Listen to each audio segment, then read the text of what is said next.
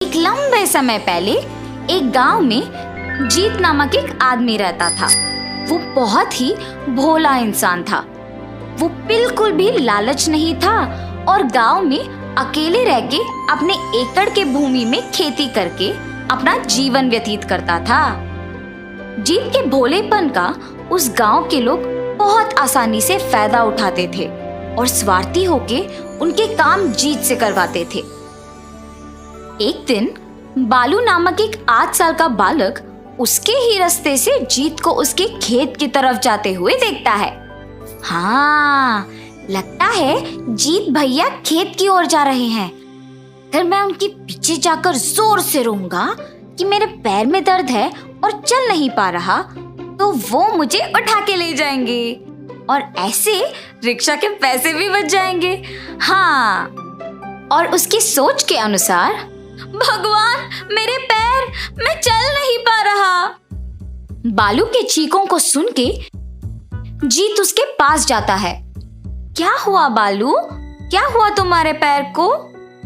जीत भैया, मेरे पैर में बहुत दर्द है, बिल्कुल चल नहीं पा रहा हूँ। मुझे अपने ऊपर बिठा के केले के खेत तक लेके जाओगे? अरे रे, जरूर बालू, आओ मेरे कंधे पे बैठो। मगर तुम्हारा खेत तो दूसरी तरफ है ना?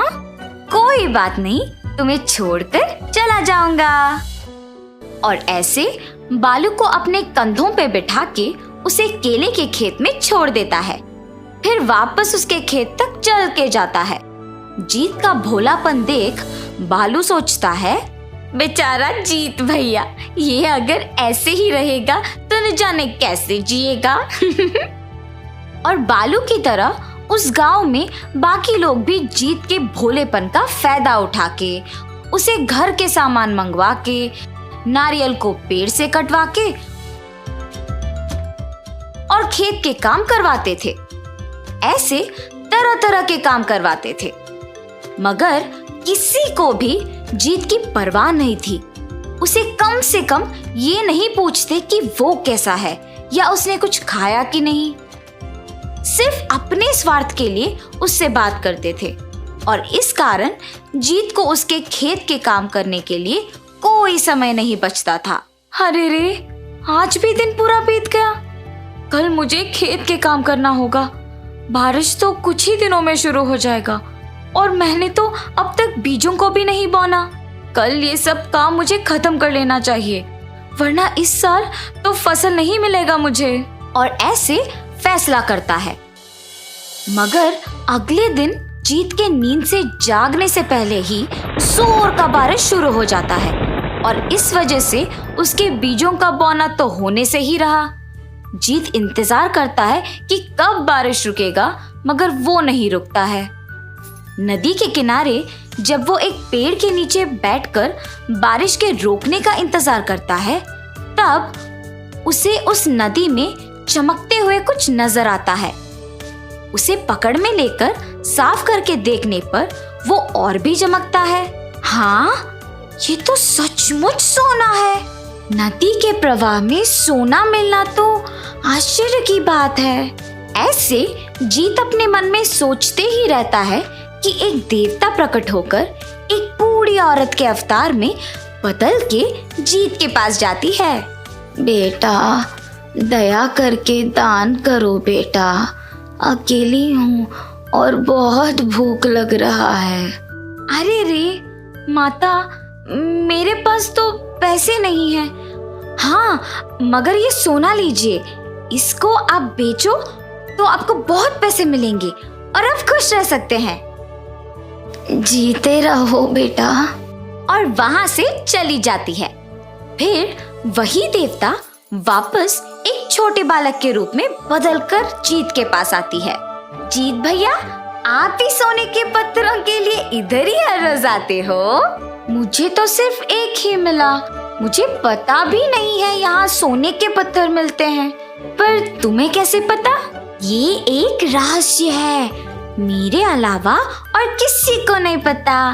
चलो चलो जाके और पत्थर ढूंढते हैं। और ऐसे जब दोनों जाकर ढूंढते हैं तो उन्हें मुट्ठी भर का पत्थर मिलता है। पानी से बाहर निकलकर वो बालक सारे पत्थरों को एक कपड़े में इकट्ठा करता है।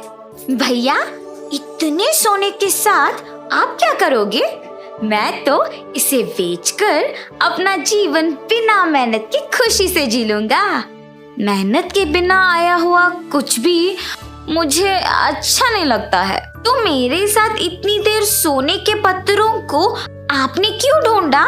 ये सब मैं अपने दोस्तों को, पड़ोसियों को और जरूरतमंदों को दे दूंगा।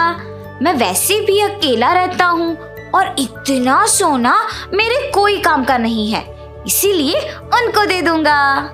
ऐसे जीत से बात करते करते बालक के अवतार में रही देवता उसे एक सोने के पहाड़ की ओर लेके जाती है। उसे देख जीत, बाप रे, ये तो सोने का पहाड़ है, मगर कितना चमकदार है। क्या ये सब सच है? ऐसे जीत के पूछने के तुरंत बाद देवता बालक के अवतार से अपने रूप में बदल जाती है। जीत दंग रह जाता है और उस देवता को देख के कुछ बोल ही नहीं पाता है। जीत, आज से तुम ही इस सोने के पहाड़ का राजा हो और तुम ही इसके हकदार हो।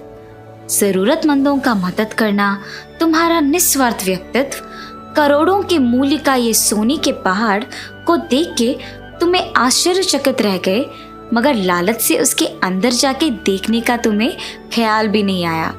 इतना भोला और अच्छा हो तुम। आज से इसका पालन तुम ही करोगे और तुम्हारे पालन में ही सब जिएंगे। इस गांव का भविष्य अब तुम्हारे हाथों है।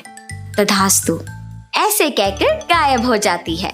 जीत तब से उस सोने के पहाड़ में रहते हुए सारे ग्रामीणों का सुख दुख का पालन करता है, सबकी मदद करते हुए उनका देखभाल करता है। पड़ोसी गांव के राजा भी उनकी बेटी प्यारियल का हाथ जीत के हाथों में देकर शादी करवाता है। जीत और उसकी पत्नी के बच्चे होते हैं। जीत के राज्य का पालन में सभी सुख संपत्ति से जीते हैं। तो इस कहानी से हमने क्या समझा? किसी के भोला होने का ये मतलब नहीं है कि वो बेवकूफ हैं, पर ये है कि वो दिल के अच्छे हैं। अच्छे लोग अच्छाई के हकदार होते हैं।